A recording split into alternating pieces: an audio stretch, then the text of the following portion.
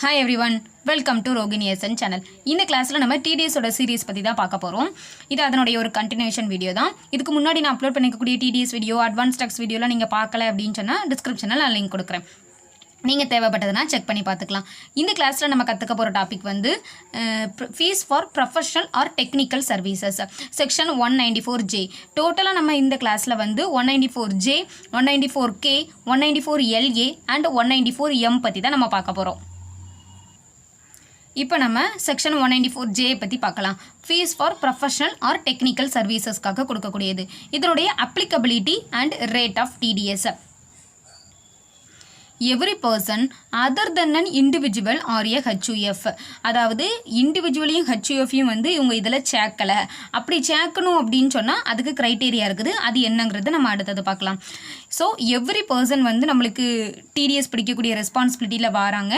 யாருக்கு அப்படின்னு நம்ம பார்த்தோம்னா to a resident by way of professional services, technical services, any remuneration or fees or commission by whatever name called other than under section 192 to a director of a company. ஒரு கம்பெனியில் இருக்கக்கூடிய director, அவருக்கு வந்து section 192 அப்படின்னா நம்மளுக்கு சேலரின்னு வரும். அந்த சேலரியை தவிர வேறு ஏதாவது நம்ம கொடுக்குறோம், அது வந்து நம்ம என்ன நேமில் வேணாலும் சொல்லிக்கலாம். ரெமுனரேஷன் சொல்லிக்கலாம், ஃபீஸுன்னு சொல்லிக்கலாம், கமிஷன்னு சொல்லிக்கலாம். நம்ம என்ன நேமில் சொன்னாலும் சேலரியை தவிர வேறு ஏதாவது கொடுக்குறது, அந்த கம்பெனி வந்து டைரக்டருக்கு கொடுக்குறாங்க அப்படின்னு சொன்னால் அந்த இடத்துலையும் டிடிஎஸ் பிடிக்கணும் அப்படின்னு சொல்கிறாங்க. அடுத்தது royalty or non compete fees referred to in section 28 clause VA. Non compete fees அப்படிங்கிறது என்னன்னா நம்மளுக்கு வந்து சேம் பிஸ்னஸில் சேம் மார்க்கெட்டில் இருக்கக்கூடியவங்க வந்து இந்த பிஸ்னஸை வந்து நீங்கள் பண்ணக்கூடாது, அதாவது காம்படிட்டர் இருக்கிறாங்களா, காம்படிட்டருக்கு வந்து இந்த பிஸ்னஸை நீ பண்ணக்கூடாது அப்படின்னு சொல்லி அவங்களுக்கு ஒரு காம்பன்சேஷன் பண்ணுறது. அதுக்காக ஒரு அக்ரிமெண்ட் போட்டுட்டு ஒரு 5 வருஷத்துக்கோ 10 வருஷத்துக்கோ நீ இந்த ஃபீல்டில் வந்து இருக்கக்கூடாது, டைரெக்டாவோ இன்டைரக்டாவோ எதன் வழியாகவும் இதுக்கான ஐடியா கொடுக்குறதோ இந்த டைப் ஆஃப் பிஸ்னஸ் வந்து நீ பண்ணக்கூடாது அப்படிங்கிறதுக்காக அவங்களுக்கு நான் கம்பீட் ஃபீஸ்ன்னு சொல்லிட்டு ஒரு அக்ரிமெண்ட் போட்டு ஃபீஸ் கொடுப்பாங்க. அதுதான் வந்து இந்த செக்ஷனில் சொல்லியிருக்காங்க. அப்படி கொடுத்தாலும் அதுக்கும் வந்து டிடிஎஸ் நம்ம பிடிக்கணும் அப்படின்னு சொல்கிறாங்க. ஸோ ரேட் என்ன அப்படின்னு நம்ம பார்த்தோன்னா shall deduct TDS at rate of 2%. இது யாருக்கெல்லாம் அப்படின்னு பார்த்தோன்னா fees for technical services or royalty. ராயல்ட்டினா எல்லா ராயல்ட்டிக்குமே கிடையாது. Royalty in the nature of consideration for sale, distribution or exhibitions of cinematographic films அப்படின்னு கொடுத்துருக்காங்க. ராயல்ட்டிலையுமே இந்த சர்டன் கேசஸ்க்கு மட்டும்தான் வந்து 2%, அதர்ஸாக இருந்ததுன்னா அது 10% நம்மளுக்கு வந்துடும். ஸோ இந்த டெக்னிக்கல் சர்வீசஸ்க்கும் இந்த பர்டிகுலர் ராயல்ட்டிக்கும் வந்து 2%, இன் எனி அதர் கேசஸாக இருக்குது அப்படின்னு சொன்னால் 10%. அடுத்தது business of operations of call centre. Call centre business மட்டும்தான் வச்சுருக்குறாங்க, அது ஒன்று மட்டும்தான் வந்து மேனேஜ் பண்ணிட்டு இருக்கிறாங்க அப்படின்னு சொன்னால் அவங்களுக்கும் வந்து 2%. ஸோ இதுக்கு அடுத்தது நம்ம பார்த்தோன்னா செக்ஷன் 197Bயும் வந்து நம்மளுக்கு இதுக்கு அப்ளிகபிள். அடுத்தது time of deduction. Time of deduction அப்படின்னு நம்மளுக்கு வரும்போது விச் எவர் இஸ் ஏர்லியர். ஆக்சுவலாக வந்து இந்த டிடிஎஸ் கான்செப்ட்லேயே வந்து இந்த டைம் ஆஃப் டிடக்ஷன், இந்த சஸ்பென்ஸ் அக்கௌண்ட், செக்ஷன் 197B இது எல்லாமே நம்மளுக்கு வந்து ரிப்பீட்டடாக தான் வந்துட்டு இருக்குது. இதில் என்ன கொடுத்துருக்காங்க, விச் எவர் இஸ் ஏர்லியரோ அந்த டைமிங்கில் நம்ம வந்து டிடக்ஷன் பண்ணணும். அப்புறமா சஸ்பென்ஸ் அக்கௌண்ட்டும் கொடுத்துருக்காங்க, அதை டீம்டு டு கிரெடிட்டாக கன்சிடர் பண்ணி அதுக்கும் வந்து டேக்ஸ் பிடிப்போம் அப்படிங்கிறத சொல்லியிருக்காங்க. அடுத்தது ஓவராலாக இருக்கக்கூடிய இந்த த்ரெஷோல்டு லிமிட் அந்த சம்மரி ரேட் எல்லாமே நம்ம பார்க்க போகிறோம். நேச்சர் ஆஃப் பேமெண்ட்டில் என்ன இருக்குதுன்னா ஃபீஸ் ஃபார் டெக்னிக்கல் சர்வீசஸ். இதனுடைய டிடிஎஸ் ரேட்டில் வந்து ரெண்டாக வந்து ஸ்ப்ளிட் பண்ணியிருக்காங்க. ஒன்று என்னென்னா 1/4/2020 13/5/2020. அதாவது இந்த 197B அப்படிங்கிற செக்ஷன் இருக்கலாம், கோவிட் பீரியடுக்காக அந்த ரெடியூஸ்டு ரேட் அப்ளிகபிள் ஆகுதுலாம். அந்த ரெடியூஸ்டு ரேட் எப்போ இருந்ததுன்னா 14/5/2020 to 31/3/2021 அந்த பீரியடுக்குள்ளே அவங்க எடுக்கிறாங்க அப்படின்னு சொன்னாதான், பேமெண்ட் ஏதாவது நடக்குது அப்படின்னு சொன்னாதான் ரெடியூஸ்டு ரேட் வந்து அப்ளிகபிள். ஸோ அதுக்கு முன்னாடி இருக்கிறதுக்கு வந்து நார்மல் ரேட்டு, இந்த பீரியடில் வந்து reduced rate. Next threshold limit என்னங்கிறத கொடுத்துருக்காங்க. ஃபஸ்ட்டு வந்து டெக்னிக்கல் சர்வீசஸ், ராயல்ட்டி, அதுக்கப்புறமா பிஸ்னஸ் ஆப்ரேஷன், இந்த மூணுத்துக்குமே 2% அப்படிங்கிறத நம்ம பார்த்துருந்தோம். அதே மாதிரி அவங்களுக்கு கோவிட் பீரியடில் அந்த 3/4 ரேட் வந்து போட்டு 1.5% நம்மளுக்கு வருது. இப்போ த்ரெஷோல்டு லிமிட் வந்து 30,000. அது யாருக்கு இருக்குதுன்னா டெக்னிக்கல் சர்வீசஸ்க்கு இருக்குது. அப்புறம் ராயல்ட்டிக்கும் இருக்குது. ராயல்ட்டி அந்த கன்சிடரேஷன் ஃபார் சேல் அந்த இதுக்கும் சரி, அப்புறமா அதர் ராயல்ட்டி ரெண்டுக்குமே சேர்த்தே வந்து நம்மளுக்கு 30,000 தான்.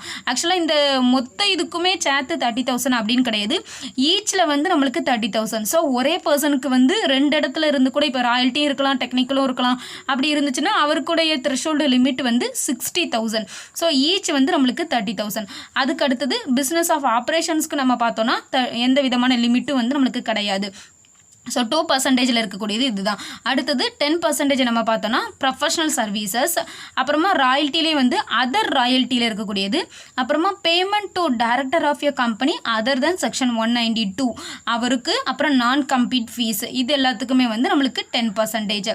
ரெடியூஸ்டு ரேட் வந்து 7.5%. இப்போ யாருக்கெல்லாம் த்ரெஷோல்டு லிமிட் இருக்குது அப்படின்னு நம்ம பார்த்தோன்னா ப்ரொஃபஷனல் சர்வீசஸில் இருக்கக்கூடியவங்களுக்கு இருக்குது, டைரக்டர் ஆஃப் யர் கம்பெனிக்கு கிடையாது.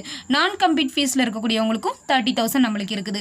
இந்த ராயல்ட்டியில் இருக்கக்கூடியது வந்து இந்த ராயல்ட்டி கூட நம்மளுக்கு சேர்த்து வந்துடும். ஸோ அதுக்கும் வந்து 2 சேர்த்தே வந்து நம்மளுக்கு 30,000 நம்ம ஃபஸ்ட்டே பார்த்தாச்சு.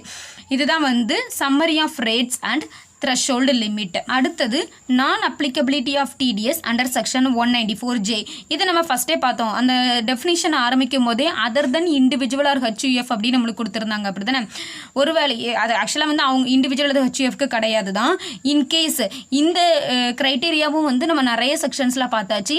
அந்த இண்டிவிஜுவல் அல்லது HUF வந்து பிஸ்னஸ் அல்லது ப்ரொஃபஷனில் ஈடுபட்டிருக்கணும். அதே மாதிரி அவங்க பேமெண்ட் பண்ணுறதுக்கு ப்ரீவியஸ் இயரில் அவங்களுடைய பிஸ்னஸாக இருக்குதுன்னா 1 crore வந்து சேல்ஸ்லேயோ கிராஸ் ப்ராஃபிட் கிராஸ் ரெசிப்ட்ஸ்லையோ டர்ன் ஓவர்லையோ வந்து எக்ஸீட் ஆயிருக்கணும். 50 lakhs வந்து ப்ரொஃபஷனாக இருக்கக்கூடிய பட்சத்தில் எக்ஸீட் ஆயிருக்கணும். அப்படி எக்ஸீட் ஆயிருந்துச்சுன்னா is required to deduct tax on such fees அப்படிங்கிறது நம்ம நிறைய செக்ஷன்ஸ் வந்து பார்த்தாச்சு. அதே தான் வந்து இங்கே கொடுத்துருக்காங்க. இதை தவிர நார்மல் இண்டிவிஜுவல் HUF வந்து டிடிஎஸ் வந்து பிடிக்க வேணாம். அதே மாதிரி அவங்க பிஸ்னஸ் அல்லது ப்ரொஃபஷன் பண்ணியும் அவங்களுடைய க்ரைட்டீரியா வந்து இந்த 1 crore 50 lakhs விட தாண்டலைன்னு சொன்னால் அவங்களும் வந்து டிடிஎஸ் பிடிக்க வேணாம். செகண்ட் வந்து not required to deduct tax, royalty and non compete ஃபீஸ்க்கு வந்து இண்டிவிஜுவல் HUF வந்து டிடிஎஸ் பிடிக்க வேணாம். அடுத்தது என்ன கொடுத்துருக்காங்கன்னா ஃபர்தர் இண்டிவிஜுவல் அல்லது HUF இப்போ டிரான்சாக்ஷன் வந்து நம்மளுக்கு நடக்குது shall not be liable to deduct tax exclusively for personal purposes. இது வந்து நம்ம இந்த மாதிரி ஒரு க்ரைட்டீரியா வந்து செக்ஷன் 194Cயில் வந்து நம்ம பார்த்துருந்தோம். கான்ட்ராக்டர்ஸ்க்கு கொடுக்கக்கூடிய பேமெண்ட்டில் பர்சனல் பர்பஸ்க்காக ஏதாவது ட்ரான்ஸ்ஃபர் பண்ணுறாங்க அப்படின்னு சொன்னால் அதை வந்து இந்த டிடிஎஸ் கான்செப்டுக்குள்ளே இன்க்ளூட் பண்ணக்கூடாது அப்படிங்கிறது. அதே தான் வந்து நம்மளுக்கு இங்கேயும் கொடுத்துருக்காங்க. எக்ஸ்க்ளூசிவ்லி ஃபார் பர்சனல் பர்பஸஸ்க்காக நம்ம ட்ரான்ஸ்ஃபர் பண்ணுறோம் by way of fees for professional services. அதாவது அவங்க ப்ரொஃபஷனல் சர்வீசஸ் தான் பண்ணியிருக்காங்க, அதுக்காக தான் நம்ம ஃபீஸ் பே பண்ணியிருக்கோம். பட் நம்ம கொடுத்த பேமெண்ட் வந்து பிஸ்னஸ் பர்பஸ்க்காக இல்லை, நம்ம வந்து பர்சனல் பர்பஸ்க்காக அவங்கள யூஸ் பண்ணிக்கிட்டோம் அப்படின்னு சொன்னால் அதுக்காக கொடுக்கக்கூடிய பேமெண்ட் அவங்க இண்டிவிஜுவல் அது HUF இருக்கும் பட்சத்தில் அது டிடிஎஸ் வந்து நம்மளுக்கு பிடிக்க வேணாம் அப்படிங்கிறது. இதுதான் நான் அப்ளிகபிலிட்டி ஆஃப் டிடிஎஸ் வந்து செக்ஷன் 194Jக்கு கீழே இருக்கக்கூடியது. அடுத்தது மீனிங் ஆஃப் ப்ரொஃபஷனல் சர்வீசஸ். இதில் வந்து எதுன்னு இந்த ப்ரொஃபஷனல் சர்வீஸ்க்கு என்ன மீனிங் அப்படிங்கிறத சொல்லியிருக்காங்க. அதில் என்ன கொடுத்துருக்காங்கன்னா carrying on legal, medical, engineering or architectural profession or the profession of accountancy or technical consultancy or interior decoration or advertising are notified by the CBDT for section 44AA. ஆக்சுவலாக இது எல்லாத்தையுமே நம்ம வந்து ஞாபகம் வச்சுக்கணும். இது போக Central Board of Direct Taxes வந்து என்னென்ன அந்தந்த டைமிங்கில் வந்து நோட்டிஃபை பண்ணுறாங்களோ அதையும் வந்து நம்ம ப்ரொஃபஷனல் சர்வீசஸாக எடுத்துக்கணும் அப்படின்னு சொல்லியிருக்காங்க. அப்படி நோட்டிஃபை ஆல்ரெடி பண்ணப்பட்ட என்னெல்லாம் இருக்குது, ப்ரொஃபஷன்ஸ் என்னென்ன இருக்குது அப்படிங்கிறத வந்து நம்ம அடுத்தது பார்க்கலாம். அது என்னென்னா profession of authorised representatives, film artist, company secretary, information technology, இவங்களையும் வந்து இவங்களுக்கு கொடுக்கக்கூடிய பேமெண்ட்டும் வந்து நம்ம ப்ரொஃபஷனல் சர்வீசஸ்லாம் இன்க்ளூட் பண்ணிக்கணும். அது போக ஸ்போர்ட்ஸ் ஆக்டிவிட்டீஸில் ஈடுபடக்கூடிய சில பர்சன்ஸையும் வந்து ப்ரொஃபஷனல் சர்வீசஸ்ன்னு சொல்லி அவங்களுக்கும் செக்ஷன் 194J வந்து அப்ளிகபிள்னு சொல்லியிருக்காங்க. அது யாரெல்லாம் அப்படின்னு பார்த்தோன்னா sports persons, umpires and referees, coaches and trainers, team physicians and physiotherapist, event managers, commentators, anchors and sports columnist. இந்த செட் ஆஃப் இது வந்து கொடுத்துருக்காங்க. இதை தவிர all other professions would be outside the scope of section 194J. இதை தவிர balance இருக்கக்கூடிய எல்லாமே வந்து இந்த செக்ஷனுக்கு கீழே வராது, அவுட் ஆஃப் த ஸ்கோப் அப்படின்னு கொடுத்துட்டாங்க. ஸோ நம்ம வந்து பர்டிகுலராக இதை மட்டும் இந்த டெஃபினிஷன் டெஃபினிஷனில் என்ன கொடுத்துருக்காங்களோ இதை மட்டும் நம்ம ஞாபகம் வச்சுக்கிட்டாலே போதும். ஏன்னா இல்லாததை வந்து நம்ம ஞாபகம் வைக்க முடியாது. அதுக்குள்ள வந்து நம்மளுக்கு நிறைய ப்ரொஃபஷன்ஸ் வந்து இருக்குது.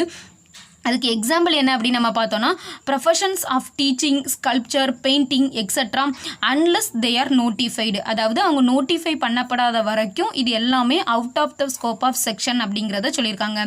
ஸோ எதெல்லாம் இன்க்ளூடட் அப்படிங்கிறது வந்து நம்மளுக்கு கம்மியாக தான் இருக்குது. அதை நம்ம ஞாபகம் வச்சுக்கிட்டாலே இந்த செக்ஷன் வந்து நம்மளுக்கு ஈஸியாக இருக்கும். அடுத்தது meaning of fees for technical சர்வீசஸ்னால் என்ன?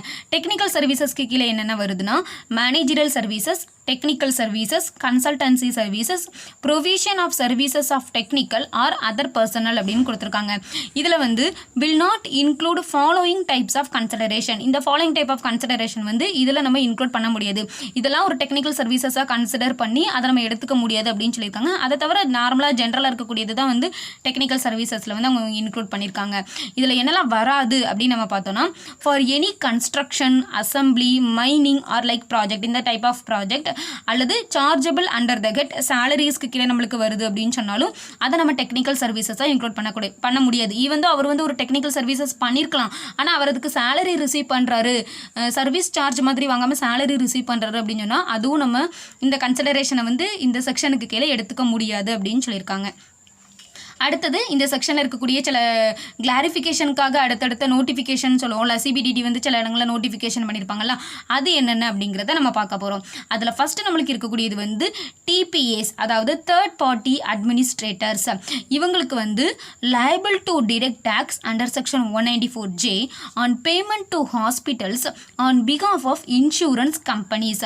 அதாவது இன்சூரன்ஸ் கம்பெனிஸ்க்கு பதிலாக அந்த இடத்துல அவங்க இருந்து ஹாஸ்பிட்டல்ஸ்க்கு இவங்க வந்து பேமெண்ட் கொடுப்பாங்க.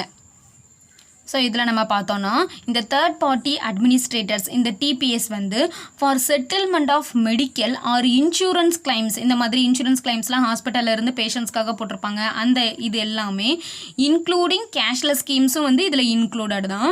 லைபிள் டு டிடெக்ட் டேக்ஸ் ஏன் அப்படின்னு நம்ம பார்த்தோன்னா இந்த ஹாஸ்பிட்டல்ஸ் பண்ணக்கூடிய அந்த சர்வீசஸ் வந்து ப்ரைமரியான இந்த மெடிக்கல் சர்வீசஸ்க்கு கீழே வந்துடுது. அவங்களுடைய ப்ரைமரி வந்து நம்மளுக்கு மெடிக்கல் சர்வீசஸ்க்கு கீழே வருது அப்படிங்கிறதுனால அது வந்து செக்ஷன் 194Jக்கு கீழே அப்ளிகபிள் அப்படின்னு நம்மளுக்கு சொல்லியிருக்காங்க. இந்தியாவில் நம்ம பார்த்தோன்னா டிபிஎஸ்ல மெடி அசிஸ்ட் அப்படிங்கிறதெல்லாம் இதுக்கு ஒன் ஆஃப் த எக்ஸாம்பிள் தான். மெடி அசிஸ்ட் டிபிஏ வந்து இந்த ஹாஸ்பிட்டல்ஸ் கூட நம்மளுக்கு டைப் வச்சு அவங்க வந்து பேமெண்ட் வந்து கொடுப்பாங்க. ஏன் அப்படின்னா services rendered by hospitals to various patients are primarily medical services. So section 194J வந்து நம்மளுக்கு அப்ளிகபிள். அடுத்தது நம்ம பார்த்தோன்னா consideration for use or right to use of computer software is royalty within the meaning of section 9 subsection 1 clause 6. அதாவது computer சாஃப்ட்வேரை நம்ம use பண்ணுறது இல்லை இந்த ரைட் டு யூஸ் அப்படிங்கிறது வந்து ராயல்ட்டிக்கு கீழே தான் நம்மளுக்கு வரும். அதுக்காக வாங்கக்கூடிய கன்சிடரேஷன் வந்து ராயல்ட்டிக்கு கீழே தான் வரும். அதுவும் செக்ஷன் 9 சப்செக்ஷன் 1 கிளாஸ் 6 படி அப்படின்னு சொல்லியிருக்காங்க. இந்த 9 சப்செக்ஷன் 1 கிளாஸ் 6ல் என்ன சொல்லியிருக்காங்க அப்படின்னு சொன்னால் as per section any income payable by way of royalty in respect of any right, property or information is deemed to accrue or arise in India. அந்த royalty அப்படிங்கிறது வந்து ஏதாவது ஒரு ரைட் இல்லை ப்ராப்பர்ட்டியாக இருக்கலாம், இல்லை ஒரு இன்ஃபர்மேஷனாக இருக்கலாம். அது வந்து நம்மளுக்கு அக்ரூ ஆர் அரைஸ் இன் இந்தியாவாக நம்மளுக்கு இருக்கணும். ராயல்ட்டி மீன்ஸ் கன்சிடரேஷன் ஃபார், எதுக்காக நம்ம வாங்கக்கூடிய கன்சிடரேஷன் அப்படின்னா transfer of all or any right, எல்லா ரைட்டையுமோ இல்லை வந்து எனி ஆஃப் தி ரைட் எதில் நம்ம பார்த்தோன்னா in respect of certain rights, property or information. இப்படி நம்ம ட்ரான்ஸ்ஃபர் பண்ணுறது மூலமாக அதிலிருந்து கிடைக்கக்கூடிய கன்சிடரேஷன் தான் நம்மளுக்கு royalty. At the same time அது deemed to accrue or arise in இந்தியாவாகவும் நம்மளுக்கு இருக்கணும் அப்படிங்கிறத சொல்லியிருக்காங்க. இப்போ இந்த சாஃப்ட்வேருக்காக பண்ணுற கன்சிடரேஷன் வந்து ராயல்ட்டி தான் அப்படிங்கிறத வந்து சிபிடிடி நோட்டிஃபை பண்ணியிருக்காங்க.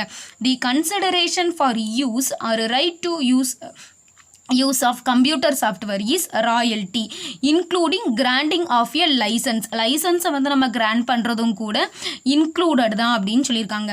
irrespective of the medium through which such right is transferred. Medium வந்து இதில் இம்பார்ட்டன்ட் கிடையாது. இந்த கம்ப்யூட்டர் சாஃப்ட்வேரை யூஸ் பண்ணுறதுக்காக கன்சிடரேஷன் வருது அப்படின்னு சொன்னால் அது வந்து நம்மளுக்கு ராயல்ட்டி தான் அப்படின்னு சொல்லியிருக்காங்க. இப்போ வந்து செக்ஷன் 194J வந்து நம்மளுக்கு அட்ராக்டட். இதில் அடுத்ததும் இருக்கக்கூடிய டவுட்ஸை வந்து அவங்க கிளாரிஃபை பண்ணியிருக்காங்க. எப்படின்னா சென்ட்ரல் கவர்மெண்ட் நோட்டிஃபிகேஷன் வந்து கொடுத்துருக்காங்க. எப்போ இருந்து அப்படின்னா effective from 1st July 2012 certain software payments எல்லாமே நம்மளுக்கு வந்து எக்ஸம்டட் அப்படிங்கிறத வந்து மென்ஷன் பண்ணியிருக்காங்க. From the applicability of section 194J applicable ஆகுறதுல இருந்து எக்ஸம்டட்.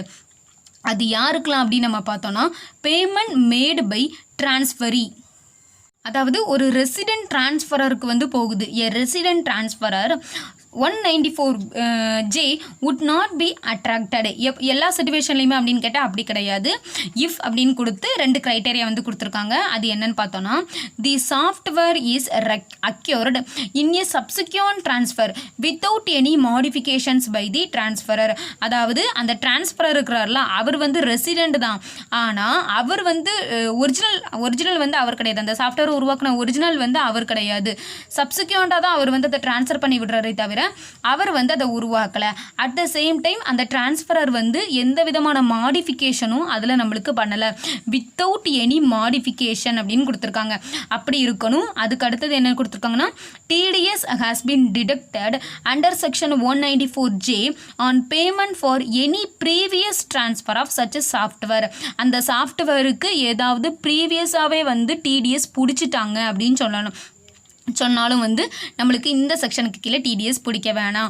அண்ட் என்ன கொடுத்துருக்காங்கன்னா அந்த டிரான்ஸ்ஃபரை வந்து ஒரு டிக்ளரேஷன் வந்து வாங்கி வச்சுக்கணும், டிரான்ஸ்ஃபரர்கிட்ட இருந்து வாங்கி வச்சுக்கணும். என்னென்னா இதுக்கு ஆல்ரெடி TDS கட்டியாச்சு along with PAN of the டிரான்ஸ்ஃபரருடைய பேனோட சேர்த்து நம்ம அந்த TDS வந்து கட்டியாச்சு அப்படிங்கிற டிக்ளரேஷனை வந்து டிரான்ஸ்ஃபரி வாங்கி வச்சுக்கிட்டார் அப்படின்னு சொன்னால் இந்த டைப் ஆஃபில் நடக்கக்கூடிய அந்த பேமெண்ட்ஸ் வந்து TDS நம்ம பிடிக்க வேணாம். இதுதான் செக்ஷன் 194J. அடுத்தது நம்ம பார்க்க போகிறது section 194K, income in respect of units. ஆக்சுவலாக இது ஃபினான்ஸ் பட்ஜெட் வந்து 2020 தான் இந்த செக்ஷன் வந்து கொண்டுட்டு வந்தாங்க. அதுக்கு முன்னாடி இந்த செக்ஷன் வந்து நம்மளுக்கு கிடையாது. இதனுடைய applicability and rate of TDS பார்த்தோன்னா any person responsible for paying to a resident any income in respect of, any பர்சனாக இருக்கலாம் எனி இன்கமாக இருக்கலாம்னு கொடுத்துருக்காங்க. எதன் படி அப்படின்னா in respect of units of a mutual fund, units from administrator of the specified undertaking, units from the specified company. இந்த 3 இடத்துல இருந்தும் இன்கம் வந்து நம்மளுக்கு வருது அப்படின்னு சொன்னால் அந்த சிச்சுவேஷனில் TDS வந்து பிடிக்கணும். அதுக்கு த்ரெஷோல்டு லிமிட்டும் வந்து நம்மளுக்கு இருக்குது. இது என்ன டைப் ஆஃப் இன்கம் அப்படிங்கிறத வந்து நம்ம இப்போ பார்க்கலாம். இதனுடைய ரேட் வந்து நம்மளுக்கு 10%. செக்ஷன் 197Bயும் வந்து நம்மளுக்கு அப்ளிகபிள் தான். டைம் ஆஃப் டிடக்ஷன் வந்து நம்மளுக்கு தெரிஞ்சது தான், whichever is earlier. At the same time subsequent account suspense அக்கௌண்ட்டும் வந்து நம்மளுக்கு கொடுத்துருக்காங்க. இதனுடைய நான் அப்ளிகபிலிட்டி தான் இப்போ நம்ம வந்து ரொம்ப தெளிவாக பார்க்கணும். இந்த யூனிட்ஸ் ஆஃப் மியூச்சுவல் ஃபண்ட்ல இருந்து என்ன இன்கம் வந்து நம்மளுக்கு கிடைக்கும் அப்படின்னு நம்ம பார்த்தோம்னா அல்லது யூனிட்ஸ் ஆஃப் அட்மினிஸ்ட்ரேட்டர் இந்த செகண்ட் கொடுத்துருக்கு தேர்டு கொடுத்துருக்கு இந்த 3த்துல இருந்தும் என்ன டைப் ஆஃப் இன்கம் வந்து நம்மளுக்கு கிடைக்கும் அப்படின்னு நம்ம பார்த்தோம்னா 2 டைப்ல இருந்து கிடைக்க சான்ஸ் இருக்குது. யூஸ்வலாக இந்த இடத்துலலாம் நம்ம இன்வெஸ்ட்மெண்ட் பண்ணும்போது நம்மளுக்கு வந்து டிவிடெண்ட் கிடைக்கும் அல்லது வந்து நம்மளுக்கு கேபிட்டல் கெயின்ஸ் நம்மளுக்கு கிடைக்கும். இந்த டிவிடெண்ட் அப்படிங்கிறத பற்றி தான் இவங்க இங்கே மென்ஷன் பண்ணியிருக்காங்க. பர்டிகுலராக வந்து டிவிடெண்ட் அப்படின்னு மென்ஷன் பண்ணலை. ஆனால் நான் அப்ளிகபிலிட்டியில் என்ன கொடுத்துருக்காங்கன்னா செகண்ட் பாயிண்டில் வந்து கொடுத்துருக்காங்க the income is of the nature of capital gains. Capital கெயின்ஸாக இருக்குது அப்படின்னு சொன்னால் அது வந்து நான் அப்ளிகபிலிட்டியில் நம்மளுக்கு கொடுத்துருக்காங்க. மொத்தமே 2 டைப் தான் இதுலேருந்து நம்மளுக்கு கிடைக்கும் அப்படின்னு சொன்னால் அது டிவிடெண்டும் கேபிட்டல் கெயின்ஸுமாக தான் இருக்குது. கேபிட்டல் கெயின்ஸ் வராது அப்படின்னு சொல்லிட்டா அப்போ இந்த இடத்துல இருந்து கிடைக்கக்கூடிய டிவிடெண்டை தான் வந்து இவங்க மென்ஷன் பண்ணியிருக்காங்க. அதே மாதிரி டிவிடெண்டுக்கான த்ரெஷோல்டு லிமிட் வந்து நம்மளுக்கு 5,000 கொடுத்துருக்காங்க. Aggregate amount during the financial year does not exceed ₹5,000 வரைக்கும் இருக்குது அப்படின்னு சொன்னால் TDS வந்து நம்ம பிடிக்க வேணாம். அதுக்கு மேலே போகுது அப்படின்னு சொன்னால் இந்த டிவிடெண்ட் டைப் ஆஃப் இன்கம்க்கு வந்து நம்ம TDS பிடிக்கணும் அப்படிங்கிறது சொல்லியிருக்காங்க. இதுதான் செக்ஷன் 194K. அடுத்தது section 194LA, payment of compensation on acquisition of certain immovable property. ஆக்சுவலாக இதனுடைய இன்னொரு செக்ஷன் 194IA வந்து இந்த செக்ஷனை பற்றி நம்ம பார்த்துருந்தோம். LA அப்படிங்கிறது கம்பல்சரி அக்யூசேஷனாக இருக்குது அப்படின்னு சொன்னால் செக்ஷன் 194LAக்கு கீழே வரும் அப்படிங்கிறது நம்ம அங்கேயே பார்த்துருந்தோம். அப்போ நம்மளுக்கு இது தெரியுது இது என்னென்னா கம்பல்சரி அக்யூசேஷன் அப்படிங்கிறது. இதனுடைய அப்ளிகபிலிட்டி பார்த்தோன்னா a person responsible for paying to a resident any sum in the nature of எப்படி இருக்கணும்னா compensation or the enhanced compensation or the consider consideration or the enhanced consideration. Enhanced compensation, enhanced consideration அப்படின்னா meaning என்ன வரும்னா, இப்போ ஒரு விஷயத்துக்காக நம்ம ஒரு பேமெண்ட் வந்து மேக் பண்ணுறோம்.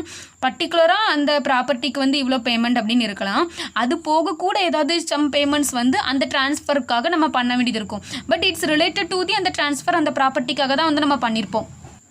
அதுதான் வந்து நம்மளுக்கு என்ஹான்ஸ்ட் அப்படிங்கிற மீனிங் கீழே வரும். இதில் என்ன சொல்லியிருக்காங்கன்னா, கம்பல்சரி அக்யூசேஷன் அண்டர் எனி லாவில் வேணால் இருக்கலாம், எந்த லா படி வேணாலும் இருக்கலாம். ஆனால் கம்பல்சரி அக்யூசேஷன் அந்த இடத்துல நடக்குது அப்படின்னு சொன்னால், of any immovable property other than agricultural land.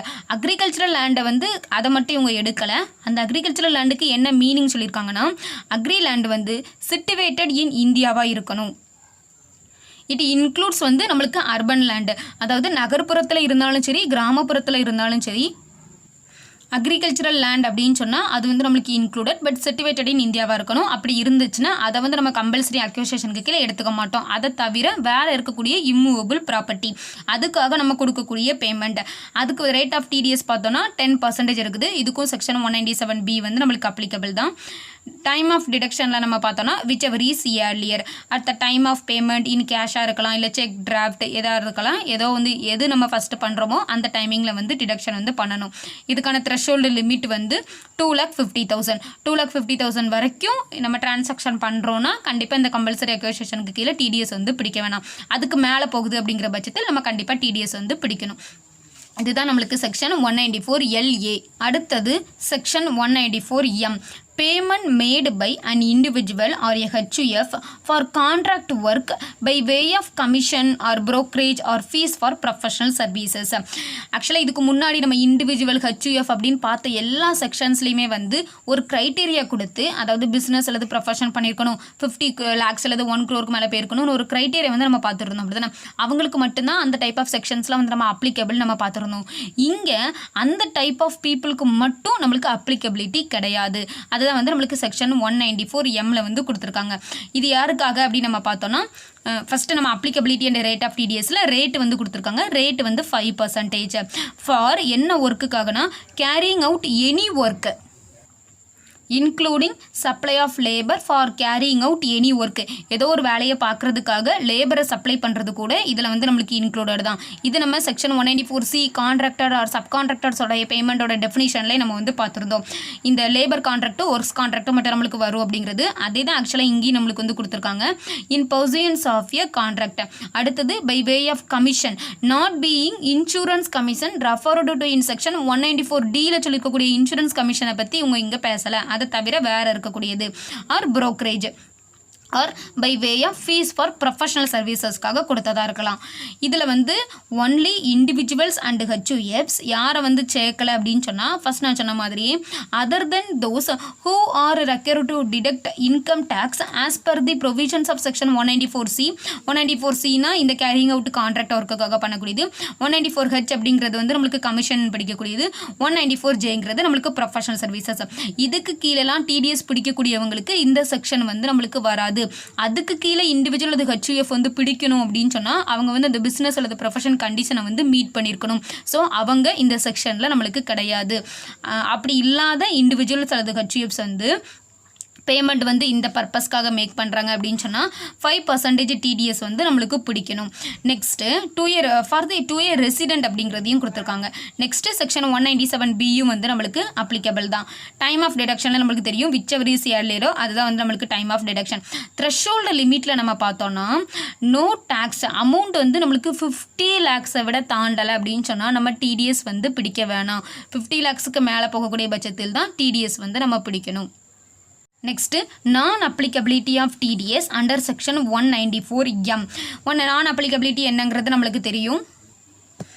அதாவது இதுக்கு முன்னாடியே நம்ம பார்த்த மாதிரி 194CHJ இதுக்கு கீழே அவங்க டிடிஎஸ் பிடிக்க வேண்டியது இருக்குது அப்படின்னு சொன்னால் அவங்க வந்து இந்த செக்ஷனுக்கு நான் அப்ளிகபிலிட்டி அப்படின்னு சொல்லியிருக்காங்க. இதை நம்ம ஃபஸ்ட்டே பார்த்தாச்சு.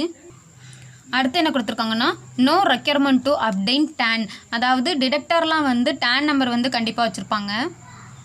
பட் இந்த செக்ஷனுக்கு கீழே நம்ம பார்த்தோம்னா டேன் வந்து நம்ம வச்சிருக்க வேணாம். ஏன்னா அது இண்டிவிஜுவல் அது ஹெச்யூஎஃப் தான் இருக்காங்க. அட் த சேம் டைம் அவங்க பிஸ்னஸ் அல்லது ப்ரொஃபஷன் பண்ணாதவங்களா இருக்கிறாங்க. மேபி பண்ணுறவங்களாவும் இருக்கலாம். பண்ணுறவங்களாவும் இருந்தாலும் அந்த 1 crore அல்லது 50 lakhsக்கு உள்ளே தான் வந்து அவங்களுடைய டிரான்சாக்ஷன் வந்து இருக்குதா இருக்கலாம். ஸோ அப்படிப்பட்ட சிச்சுவேஷனில் அவங்களுக்கு வந்து டேன் வந்து தேவையில்லை அப்படின்னு சொல்லியிருக்காங்க. அடுத்தது இந்த செக்ஷனில் கொடுத்துருக்கக்கூடிய எக்ஸ்ட்ரா பாயிண்ட் என்ன அப்படின்னு நம்ம பார்த்தோம்னா time and mode of payment of tax deducted at source under section 194 IA, IB அண்ட் M. ஆக்சுவலாக இந்த 3 ஏன் கொடுத்துருக்காங்க அப்படின்னு சொன்னால் இந்த 3க்குமே நம்ம வந்து இந்த மோட் ஆஃப் பேமெண்ட் அந்த இது கூடலாம் நம்ம என்ன சப்மிட் பண்ணணும், challan cum statement and TDS சர்டிஃபிகேட்லாம் வந்து நம்ம சப்மிட் பண்ண வேண்டியது இருக்குது. அது எல்லாமே இந்த 3 செக்ஷனுக்கு வந்து ஒன்று போல தான் இருக்கும். ஏன்னா சில செக்ஷனுக்கு நம்ம பார்த்தோன்னா நம்ம எந்த மந்த் பிடிக்கிறோமோ அந்த மந்த் பேமெண்ட் பண்ணணும், சிலது பிடிச்ச அன்னைக்கே வந்து நம்ம பேமெண்ட் போடணும். அப்படிலாம் இருக்கக்கூடிய பட்சத்தில் இந்த 3க்கு வந்து ஒரே மாதிரி இருக்கிறதுனால தான் இந்த 3 செக்ஷனையும் இதில் வந்து நம்மளுக்கு மென்ஷன் பண்ணியிருக்காங்க. இது வந்து பின்னாடி வந்து நம்மளுக்கு வரும் என்ன டைமிங்கில் வந்து நம்ம பேமெண்ட் வந்து பண்ணணும் அப்படிங்கிறது வந்து இந்த TDSோடைய சீரியஸில் வந்து அடுத்தது வரும். பட் இந்த செக்ஷனில் வந்து 194M வந்து இதில் இன்க்ளூடட் அப்படிங்கிறதுனால தான் இதை பற்றி இங்கே கொடுத்துருக்காங்க. இப்போ நம்ம இதில் பார்த்தோன்னா சென்ட்ரல் கவர்மெண்ட்டுக்கு வந்து நம்ம பேமெண்ட் வந்து மேக் பண்ணுவோம் அப்படி தான் கண்டிப்பாக வந்து ஆன்லைனில் தான் நம்ம பண்ணுவோம். இப்போது to the credit of central government furnishing challan cum statement and TDS சர்டிஃபிகேட்டும் வந்து நம்ம இது கூட சேர்த்து வந்து பண்ணணும். இது ரூல் 30, 31 அண்ட் 31A பற்றி அவங்க சொல்லியிருக்காங்க. இது எல்லாமே வந்து நம்ம டீட்டெயில்டாக அடுத்தது பார்ப்போம். இங்கே வந்து ப்ரீஃபாக தான் கொடுத்துருக்காங்க. இதில் நம்ம பார்த்தோன்னா deducted under section 184 IA, IB and Mக்கு கீழே வந்து நம்ம பிடிக்கிறோம் அப்படின்னு சொன்னால் within 30 days from the end of the month in which the deduction is made. இப்போ டிடக்ஷன் எந்த மந்த் எடுத்திருக்காங்களோ பிடிச்சிருக்காங்களோ அந்த மந்த்தினுடைய எண்டிலிருந்து 30 daysக்குள்ளாடி நம்ம வந்து சென்ட்ரல் கவர்மெண்ட்டுக்கு கட்டியிருக்கணும் அப்படின்னு சொல்கிறாங்க. இப்போ ஏப்ரல் மந்த் நம்ம பிடிக்கிறோம் அப்படின்னு சொன்னால் ஏப்ரல் மந்த் முடிவுக்கு வந்து அதுக்கு அடுத்த மந்த்து தான் நம்ம வந்து அடுத்த மந்த் 30 daysக்குள்ளாடி நம்ம வந்து பேமெண்ட் வந்து பண்ணியிருக்கணும் அப்படின்னு சொல்கிறாங்க. அண்ட் செல்லான் கம் ஸ்டேட்மெண்ட்டும் வந்து நம்ம கொடுக்கணும். செல்லான் கம் ஸ்டேட்மெண்ட் அப்படின்னு என்னென்னா இன்ஃபார்ம் நம்பர் அதுக்கு வந்து ஃபார்ம் இருக்குது. அது என்னென்னா 26QB, 26QC அண்ட் 26QD அதுக்கு என்ன வருமோ அதை வந்து நம்ம வந்து சேர்த்து வந்து சப்மிட் பண்ணியிருக்கணும். இது ரூல் 30ல் வந்து நம்மளுக்கு இருக்குது. அடுத்தது shall also furnished to the PDGIT systems அப்படின்னு கொடுத்துருக்காங்க. PDGIT அப்படின்னா principal director and general of income tax. இதுக்கு முன்னாடி நம்ம TDS சீரியஸில் இந்த மாதிரி ஒன்று பார்த்துருக்கோம். அதே மாதிரி TGIT அப்படிங்கிறது இது வந்து normal director general of income tax. இது வந்து PDGIT யாருக்கு அப்படின்னு நம்ம பார்த்தோன்னா section 194 IB and section 194 M இந்த 2 பேருக்கும் வந்து நம்மளுக்கு PDGIT சிஸ்டம்க்கு வந்து சென்ட் பண்ணணும். அதே மாதிரி பேலன்ஸ் இருக்கக்கூடிய IAக்கு வந்து DGIT சிஸ்டம்க்கு வந்து நம்ம சென்ட் பண்ணணும். இது ரூல் 31A வந்து நம்மளுக்கு இருக்குது. அடுத்தது என்ன கொடுத்துருக்காங்கன்னா TDS சர்டிஃபிகேட் வந்து நம்ம கொடுக்குறது. TDS சர்டிஃபிகேட்னா என்ன நம்மளுக்கு form number 16B, 16C and 16D to pay within 15 days from the due date of furnishing the challan cum statement. அதாவது செல்லான் கம் ஸ்டேட்மெண்ட் வந்து நம்ம ஃபைல் பண்ணி ஃபர்னிஷ் பண்ணி அதில் இருந்து 15 daysக்குள்ளாடி இந்த TDS சர்டிஃபிகேட் வந்து நம்ம பேய்க்கு கொடுத்துருக்கணும் அப்படின்னு சொல்கிறாங்க. இதுதான் வந்து நம்மளுக்கு செக்ஷன் 194M. இதுக்கு அடுத்தது இது ரிலேட்டடாக ஒரு சம் பார்த்துடலாம். இது வந்து நம்ம இப்போ புக்ல இருக்கக்கூடிய சம் தான் நம்ம பார்க்க போறோம். புக்ல PDF ஃபார்மேட்ல நம்ம வந்து பாத்திரலாம். இந்த சம்ல வந்து நம்ம சொல்யூஷன் வந்து டைரக்டா பாத்திரலாம். ஏன்னா சொல்யூஷன்லயே வந்து எல்லாமே வந்து கொடுத்துதான் வந்து ஆன்சரும் வந்து மேக் பண்ணிருக்கிறதுனால இந்த கான்செப்டை வந்து நம்ம இந்த சொல்யூஷன்ல இருந்தே லேர்ன் பண்ணிக்க முடியும். ஸோ இப்போ நம்ம ஃபர்ஸ்ட் பார்க்கலாம். இதுல என்னென்ன கொடுத்துருக்காங்க அப்படின்னா ஃபர்ஸ்ட் பர்டிகுலர்ஸ் ஆஃப் தி பேயர், அதாவது அந்த பேயர் வந்து என்ன டைப் ஆஃப்ல இருக்கிறாங்க, அப்புறம் எதற்காக அவங்க வந்து பேமெண்ட் பண்ணிருக்காங்க, நெக்ஸ்ட் அக்ரிகேட் பேமெண்ட்ஸ் எவ்வளவு அமௌண்ட் வந்து பேமெண்ட் வந்து அந்த வருஷத்துல வந்து மேக் பண்ணிருக்காங்க, next whether TDS provisions are attracted அப்படிங்கிறது தான் இப்போ நம்மளுக்கு வந்து கொஸ்டின். இந்த சிச்சுவேஷன் எல்லாம் சொல்லி இந்த டைப் ஆஃப் பேமெண்ட் இவ்வளோ அமௌண்ட் அப்படிங்கிறதையும் சொல்லி இதுக்கு TDS வருமா வராதா அப்படிங்கிறது தான் இப்போ நம்ம பார்க்க போறோம்.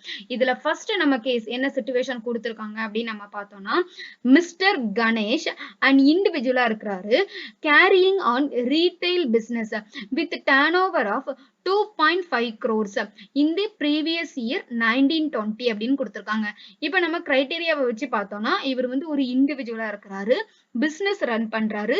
அதே மாதிரி பிசினஸா இருந்தா நமக்கு கிரைட்டீரியா என்ன, டர்ன் ஓவர் வந்து 1 crore மேல போயிருக்குதோ, டர்ன் ஓவரோ சேல்ஸோ கிராஸ் ரெசிப்ஸோ. இப்ப இவருக்கு டர்ன் ஓவர் வந்து 2.5 crores விட தாண்டி நம்மளுக்கு போயிடுச்சு. சோ இது வந்து ஒரு டைப்ல நம்ம வச்சுக்கலாம். இவர் தான் வந்து இதான் நம்மளுக்கு பேரை பத்தின டீடைல். இவரு என்ன பேமெண்ட் பண்ணியிருக்கிறாரு அப்படின்னு நம்ம பார்த்தோம்னா, contract payment for repair of a residential house. Amount வந்து நம்மளுக்கு 5 lakhsல இருக்குது. இப்போ 194C படி நம்ம பார்த்தோம்னா, கான்ட்ராக்ட் வந்து பெர்சனல் பர்பசஸ்க்காக டிரான்ஸ்ஃபர் பண்றாங்க அப்படிங்கிற பட்சத்தில் அது கண்டிப்பா வந்து கான்ட்ராக்ட் 194Cக்கு கீழே நம்மளுக்கு வராதுங்கிறது தெரியும். இவரும் வந்து ரெசிடென்சியல் ஹவுஸ பண்றதுக்காக கொடுத்ததுனால, இன்கேஸ் அவர் வந்து பிசினஸ்க்காக கொடுத்திருக்கிறாருன்னா கண்டிப்பா அப்ளிகபிள். ரெசிடென்சியல் ஹவுஸ ரிப்பேர் பண்றதுக்காக கொடுத்ததுனால செக்ஷன் 194Cயும் வந்து நம்மளுக்கு இங்க வராது. அட் த சேம் டைம் 194Mமும் வந்து நம்மளுக்கு வராது. ஏன்னா 194Mல வந்து நம்மளுக்கு த்ரெஷோல்டு லிமிட் 50 lakhsக்கு மேல இருக்கணும். இப்ப நம்மளுக்கு வந்து ஆன்சர் என்னமோ நோ தான். பட் 2 செக்ஷன்லயுமே வந்து டிஃபரெண்ட் டைப் ஆஃப் ரீசன்ஸ்னால நம்மளுக்கு நோ அப்படிங்கறது வந்து நம்ம கண்டிப்பா எழுதிடணும். இதுல என்ன எழுதிருக்காங்கன்னா, TDS under section 194C is not attracted since the payment is for personal purposesக்காக இருக்கிறதுனால நம்மளுக்கு அட்ராக்ட் ஆகல. அடுத்தது TDS அண்டர் செக்ஷன் 194Mக்கு கீழே ஏன் அட்ராக்ட் ஆகல அப்படின்னா, is not attracted as aggregate of contract payment to the payee in the previous year 2021 does not exceed 50 lakhs விட தாண்டாத காரணத்தினால் நம்ம 194M படியும் அவருக்கு TDS பிடிக்க முடியாது. ஓகே, அடுத்தது என்னன்னா, இதே ஆள் தான், இதே பேயர் தான், இவர் என்ன பேமெண்ட் பண்றாரு அப்படின்னு நம்ம பார்த்தோம்னா, பேமெண்ட் ஆஃப் கமிஷன் வந்து கொடுக்குறாரு to mister Vallish for business பர்பசஸ்க்காக கமிஷன் வந்து கொடுக்குறாரு. பேமெண்ட் வந்து நம்மளுக்கு 80,000 இருக்குது. இப்போ செக்ஷன் 194H படி நம்மளுக்கு வந்து லிமிட் எவ்வளோ 15,000 தான், அப்படிதானே? சோ இவர் வந்து பிசினஸ் தான் பண்றாரு, அதே மாதிரி டர்ன் ஓவர் எக்ஸீட் ஆயிருக்கு அப்படிங்கிற பட்சத்தில் இவருக்கு TDS அப்ளிகபிள் ஆகுமான்னு கேட்டா கண்டிப்பா வந்து ஆகும். Yes, under section 194H since the payment exceed 15,000 விட தாண்டிடுச்சு அப்படிங்கிறதுனாலையும் அண்ட் மிஸ்டர் கணேஷுக்கு வந்து டர்ன் ஓவர் 1 crore மேல இருக்கிற காரணத்தினாலையும் இவருக்கு வந்து கண்டிப்பா TDS வந்து அப்ளிகபிள். அடுத்தது செகண்ட் சினரியோ நம்ம பார்க்கலாம். Mister Rajesh a wholesale trader. Okay, இவர் வந்து இண்டிவிஜுவலா இருக்கிறாரு, அட் த சேம் டைம் பிசினஸும் வந்து பண்றாரு. பட் டர்ன் ஓவர் வந்து 95 lakhs in the previous year 1920. So 1 crore விட இவருக்கு தாண்டல. இப்போ இவர் என்ன டைப் ஆஃப் பேமெண்ட் பண்ணியிருக்கிறாருன்னா, contract payment for reconstructions of residential house. இப்போ ரீகன்ஸ்ட்ரக்ஷன் ஆஃப் ரெசிடென்சியல் ஹவுஸ் ஆக்சுவலா வந்து 1 crore மேல போயிருந்தாலுமே அவர் ரெசிடென்சியல் ஹவுஸுக்காக கொடுத்திருக்கிறதுனால கண்டிப்பா செக்ஷன் 194C வராது. அதே மாதிரி இப்ப நம்மருக்கு அவருக்கு 1 crore மேல போகாத காரணத்தினால் செக்ஷன் 194C வந்து நம்மளுக்கு வராது. சோ இப்ப நம்ம அந்த சைடே போக வேணாம். ஈவன் அது கான்ட்ராக்ட் பேமெண்டா இருந்தாலும் நம்ம இப்ப அந்த சைடுல வந்து போக வேணாம். இதுக்கு அடுத்தது நம்மளுக்கு இருக்கக்கூடிய செக்ஷன் வந்து செக்ஷன் 194M. ஏன்னா 194C அப்ளிகபிள் ஆகாத பர்சன்ஸ்க்கு 194M ஆகும் அப்படிங்கறத நம்ம பார்த்திருந்தோம். அதுலயும் த்ரெஷோல்டு லிமிட் வந்து நம்மளுக்கு 50 lakhs தான். இவருடைய பேமெண்ட் வந்து 55 lakhs வந்து நம்மளுக்கு இருக்குது. சோ இவருக்கு TDS வருமா அப்படின்னு நம்ம கேட்டோம்னா கண்டிப்பா வரும். Yes, under section 194M since the aggregate payments வந்து 55 lakhs நம்மளுக்கு இருக்குது. சோ எக்ஸீட்ஸ் 50 lakhs இருக்கிறதுனால இவருக்கு வந்து நம்மளுக்கு applicable. Since his turnover does not exceed 1 crore in the previous year 1920. TDS provisions under section 194C are not attracted in respects payments made in 2021 அப்படின்னு வந்து கொடுத்திருக்காங்க. ஓகே, இப்போ தேர்ட் சீனரியோ நம்ம பார்த்தோம்னா, மிஸ்டர் சதீஷ் வந்து ஒரு salaried இண்டிவிஜுவலா இருக்கிறாரு. இவர் எதுக்காக கொடுத்திருக்கிறாருன்னா, payment of brokerage for buying a residential ஹவுஸுக்காக கொடுத்திருக்கிறாரு. பேமெண்ட் வந்து நம்மளுக்கு எவ்வளவுனா 51 lakhs வந்து நம்மளுக்கு இருக்குது. இப்ப இவருக்கு வருமா வராதா அப்படிங்கிறது தான் நம்மளுக்கு கொஸ்டின். இப்போ brokerage-க்காக கொடுத்ததுனால நம்மளுக்கு செக்ஷன் 194H தான் நம்மளுக்கு இப்ப தோணும். H அப்படின்னு நம்மளுக்கு வரும்போது அவர் கண்டிப்பா பிசினஸ் அல்லது ப்ரொஃபஷன்ல ஈடுபட்டிருக்கணும், 1 crore மேலேயும் இருக்கணும். இவருக்கு அது கிடையாது. இவர் வந்து ஒரு salaried இண்டிவிஜுவலா இருக்கிறாரு. சோ இப்ப நம்மளுக்கு வந்து செக்ஷன் 194M தான் வந்து நம்ம பார்க்க முடியும். Yes, under section 194M since the payment வந்து நம்மளுக்கு 51 lakhs இருக்குது. இன் மார்ச் 2021ல வந்து எக்ஸீட்ஸ் 3 த்ரெஷோல்டு லிமிட். ஸோ இவர் வந்து salaried இண்டிவிஜுவலா இருக்கிறதுனால செக்ஷன் 194H வந்து நம்மளுக்கு வராது அப்படிங்கிறத சொல்லியிருக்காங்க. அடுத்தது மிஸ்டர் தீரஜ் எ பென்ஷனர். இதுதான் வந்து நம்மளுக்கு லாஸ்டா இருக்கக்கூடிய சீனரியோ. இவர் வந்து எதுக்காக கொடுக்குறாருன்னா, contract payment for reconstructions of a residential house தான். பேமெண்ட் வந்து நம்மளுக்கு 48 lakhs இருக்குது. இப்ப இவருக்கு வந்து டிடிஎஸ் வருமா வராதா அப்படிங்கிறத நம்ம பார்க்க போறோம். இப்ப இதுல பார்த்தோம்னா TDS provisions under section 194C or not attracted. ஏன் அப்படிங்கிறது நமக்கே தெரியும். அவர் வந்து ஒரு பென்ஷனரா இருக்கிறாரு. பிசினஸோ ப்ரொஃபஷனோ எதுவுமே வந்து ஈடுபடல அப்படிங்கிறதுனால. அடுத்தது நம்ம வந்து செக்ஷன் 194M கீழே நம்ம வரோம் அப்படின்னு சொன்னா ஆர் ஆல்சோ செக்ஷன் 194M வந்து ஆல்சோ நாட் அப்ளிகபிள் இன்கேஸ் அந்த பேமெண்ட் வந்து நம்மளுக்கு 50 lakhsக்கு மேல போகல அப்படிங்கிறதுனால இந்த சினரியோலையும் நம்மளுக்கு வந்து டிடிஎஸ் பிடிக்க வேணாம். அவ்வளவுதாங்க. இதான் வந்து நம்மளுக்கு இருக்கக்கூடிய எக்ஸாம்பிள்ஸ். ஐ ஹோப் உங்களுக்கு இந்த வீடியோ வந்து யூஸ்ஃபுல்லா இருந்திருக்கும் அப்படின்னு நான் நினைக்கிறேன். வேற யாருக்காவது யூஸ்ஃபுல்லா இருக்கும்னு நினைச்சீங்கன்னா அவங்க கூட இதை ஷேர் பண்ணிக்கோங்க. நீங்க என்ன சப்ஸ்கிரைப் பண்ணாம இருக்கிறீங்க அப்படின்னு சொன்னா சப்ஸ்கிரைப் பண்ணிக்கோங்க. அது என்ன இன்னுமே மோட்டிவேட் பண்ணும். நான் உங்களை இன்னொரு வீடியோல சந்திக்கிறேன். தேங்க்யூ.